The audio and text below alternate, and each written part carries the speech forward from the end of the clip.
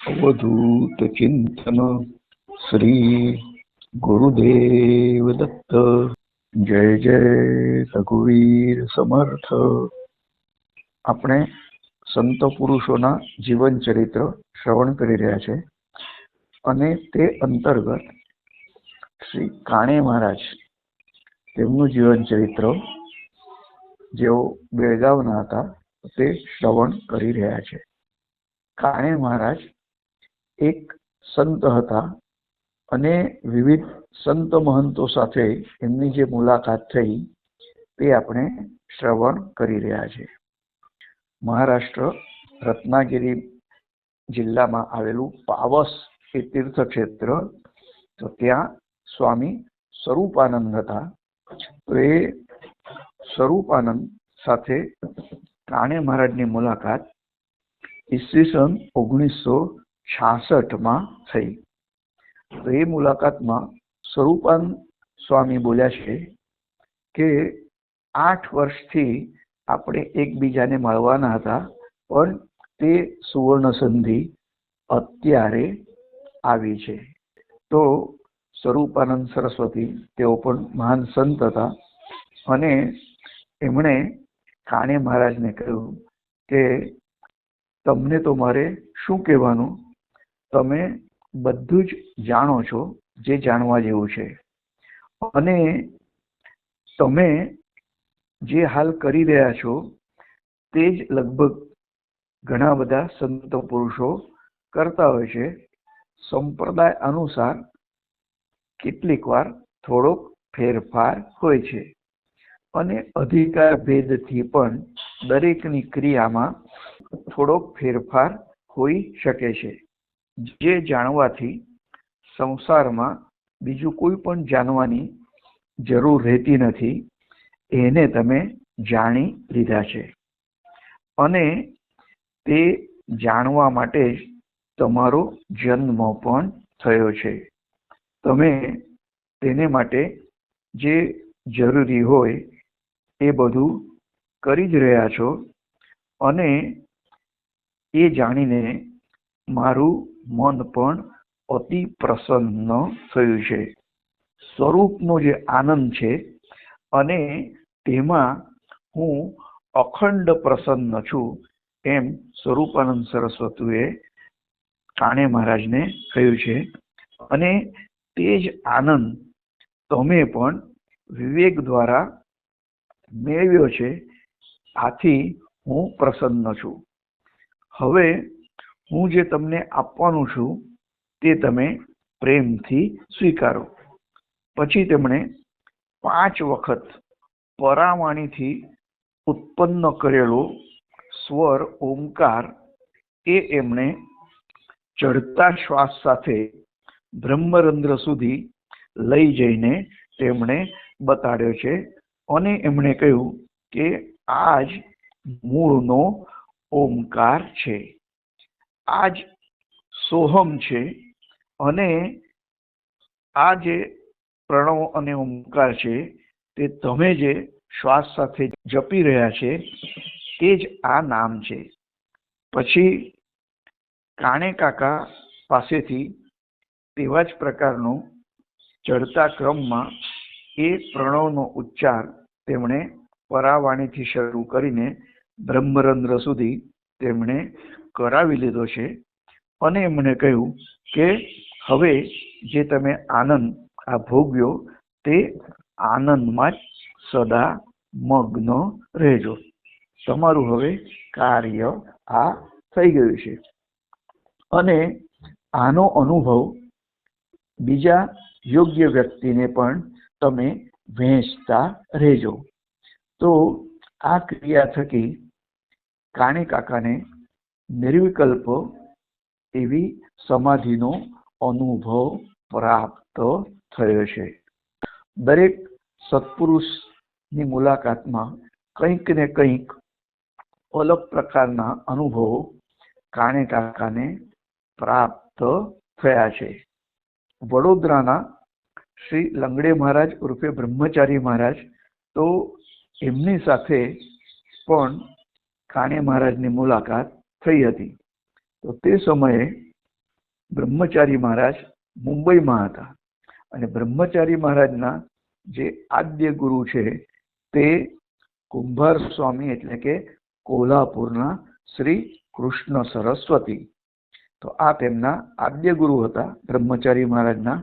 અને એમના બીજા ગુરુ એ મૌની સ્વામી ઉર્ફે સચ્ચિદાનંદ સરસ્વતી હતા, જેઓ નર્મદા કિનારે શિનોરમાં રહેતા હતા. તો આ બ્રહ્મચારી મહારાજ ઉર્ફે લંગડે મહારાજ બહુ ઓછું બોલતા હતા અને એક વખત તેઓ મુંબઈમાં આવ્યા છે તો તેની જાણ કાણે મહારાજને થઈ છે. તો કાણે મહારાજ તેમને મળવા માટે ગયા છે અને ત્યાં જઈને પોતાના સદગુરુનું સ્મરણ કરીને તેમણે બ્રહ્મચારી મહારાજને નમસ્કાર કર્યા છે. તો તે સમયે બ્રહ્મચારી મહારાજ ઉર્ફે લંગડે મહારાજ બોલ્યા છે કે તમે હવે અંતઃકરણમાં સદગુરુનું સ્મરણ કરી જે મને નમસ્કાર કર્યો છે તો તે નમસ્કાર મેં સમગ્ર ગુરુ પરંપરાને અર્પણ કર્યો છે અને તેના થકી મને આનંદ થયો છે. તો આ પ્રમાણે આપણે કોઈ પણ સંપ્રદાયના કે સંત મહંતને મળીએ અને એમને જો વંદન કરીએ તો એના થકી વ્યભિચાર ભક્તિ કદી પણ થતી નથી. ગુરુ તત્વ એક જ છે. તો પોતાના ગુરુનું સ્મરણ કરીને આપણે વંદન કરીને કોઈ પણ સંત પુરુષને વંદન કરીએ તો એ સંત પુરુષ પણ એમની જે ગુરુ પરંપરા હોય એ ગુરુ પરંપરાને એ વંદન તેઓ અર્પણ કરતા હોય છે. એ પછી બ્રહ્મચારી મહારાજ બોલ્યા છે કે તમારા પર સદગુરુની કૃપા છે, તદુપરાંત અમારા જેવા ના પણ પૂર્ણ આશીર્વાદ છે. આમ કહીને કાણે મહારાજને તેમણે જલ્દી પ્રસાદ આપવા માટે ભક્તને કહ્યું છે અને ત્યાંના હાજર બધા જ ભક્તોને અતિ આશ્ચર્ય થયું છે. તો કોઈ પણ સત્પુરુષના આપણે દર્શન કરવા જઈએ તો કેવી ભાવના મનમાં રાખીને જવું જોઈએ તે આના પરથી આપણને ખબર પડે છે. એના પછી નિવૃત્તિનાથના દર્શન. તો કાણે મહારાજ 1955 ઓક્ટોબર મહિનામાં નાસિકમાં વારે શાસ્ત્રીના ઘેર તેમનો મુકામ હતો અને તે સમયે તેમના મનમાં ત્રંબકેશ્વર જવું એવું મનમાં હતું. તો ગુરુવારે અથવા શનિવારે જવાનો તેમનો મનોદય હતો અને દિનાંક 6 ઓક્ટોબરમાં રાત્રે તેઓ અને શ્રી બાપુ સાહેબ ગાડગીળ તે મેળા ઉપર નિદ્રાધીન હતા અને તારીખ 7 ઓક્ટોબર સવારે 5 વાગે અચાનક એક વ્યક્તિ દ્વારમાં પ્રવેશ કરીને આવી છે અને કાણે મહારાજ ક્યાં છે એમ તેમણે પૂછપરછ કરી છે. તો તે વ્યક્તિની ઉંમર આશરે 30 વર્ષ, મધ્યમ ઊંચાઈ, કપાળમાં ભસ્મ લગાડેલું, ગળામાં રુદ્રાક્ષની માળા અને શરીર ઉપર ફક્ત એક જ પંચો અને હાથમાં નાનકડી સ્મરણી એટલે કે માળા જપમાળાની. તો આવી તેજસ્વી મૂર્તિ એ રૂમની અંદર પ્રવેશી છે. તો ત્યારે શ્રી ગાડગીળ જેઓ પણ ત્યાં નિદ્રાધીન હતા તો તેમણે કાણે કાકાના કોટ તરફ એમણે આંગળી ચીંધી છે કે કાણે મહારાજ આ તરફ છે અને માથા ઉપર એમણે ચાદર ફરી પાછી લઈને તેઓ સૂઈ ગયા છે. તો કાણે કાકાએ પથારીમાંથી ઉઠીને તે તેજસ્વી મૂર્તિને વંદન કર્યા છે, ત્યારે તે તેજસ્વી મૂર્તિ બોલી છે કે તું ત્રંબકેશ્વરમાં જો આવવાનો હોય તો શુક્રવારે આવજે, તો અમારો તે સમાધિનો વાર છે. આમ પ્રત્યક્ષ આમંત્રણ નિવૃત્તિનાથે કાણે મહારાજને આપ્યું છે, અને કાણે મહારાજે પણ અવશ્ય એમ કહ્યું છે. તે સાથે જ તે મૂર્તિ ત્યાં એકદમ અદ્રશ્ય થઈ ગઈ છે. તે અવધૂત મૂર્તિ હાસ્યમુખથી અને જવાબ સાંભળીને ત્યાંથી અંતર્ધાન પામી છે. તો તે સમયે ગાડગીએ તેમની પથારીમાંથી સૂતા સૂતા જ પૂછ્યું કે તમે કોની સાથે વાર્તાલાપ કરી રહ્યા છો? અને તે પછી જ્યારે તેઓ બ્રહ્મગીરીમાં નિવૃત્તનાથની સમાધિએ ગયા હતા, તો તે સમયે આ જ પ્રકારના મને દર્શન થવા જોઈએ તેવી પ્રાર્થના કાણે મહારાજે કરી હતી. અને શુક્રવારે તેઓ ત્રંબકેશ્વર ગયા છે, અને તે સમયે જે બ્રહ્મગીરીમાં નિવૃત્તિનાથની સમાધિ છે, તો ત્યાં તેમને આ જ પ્રકારના દર્શન થયા છે. અને પ્રસન્નતાથી આ યાત્રા સંપન્ન કરી તેઓ પાછા નાસિક આવ્યા છે. તો તે સમયે વરસાદ તો પુષ્કળ પડતો જ હતો, પરંતુ કાણે મહારાજને કોઈ પણ તકલીફ થઈ નથી. અને તે દર્શન સાથે જ કાણે મહારાજે શ્રી સંત નિવૃત્તિનાથનું એક ચિત્રકાર દ્વારા તૈયાર કરાવ્યું છે. તો એ ચિત્રો ઈસવીસન 1956માં તેમણે કરાવી રાખ્યું હતું, પરંતુ તેના અનાવરણ માટે તો પ્રસિદ્ધિનો યોગ 16 વર્ષે એટલે કે ઈસવીસન 1972-73 ના વર્ષમાં આવ્યો છે. તો શ્રી વ્યાપારી કરીને હતા, તો તેમના દ્વારા આ ચિત્રનું અનાવરણ કરવામાં આવ્યું છે. જે સ્વરૂપના એમણે દર્શન કર્યા હતા તેવા જ સ્વરૂપનું ચિત્રીકરણ કરવા તેમણે ચિત્રકારને જણાવ્યું છે. અને તેનો યોગ્ય સમય આવતા તેનું અનાવરણ પણ કરવામાં આવ્યું છે. એના પછી પાંડુરંગનું એટલે કે પંઢરીનાથનું પ્રત્યક્ષ આમંત્રણ. કાણે મહારાજ ભક્તો સાથે મથુરામાં ગયા હતા, અને તે સમયનો આ પ્રસંગ છે. તો સવારે 7:30ના સુમારે ભગવાન શ્રી કૃષ્ણના મંદિરમાં તેઓ દરવાજો ઉઘડવાની રાહ જોતા હતા. ભક્તો બધા બહાર ઊભા હતા અને જયઘોષ કરતા હતા, અને ભગવાનને ભોગ ચાલુ હતો. આથી દરવાજા મંદિરના બંધ હતા. એટલામાં એક દક્ષિણી બ્રાહ્મણ ઝડપથી તપાસ કરતા એ બાજુ આવ્યો છે, અને તે પૂછપરછ કરવા લાગ્યો કે બેળગાવના કાણે મહારાજ ક્યાં છે?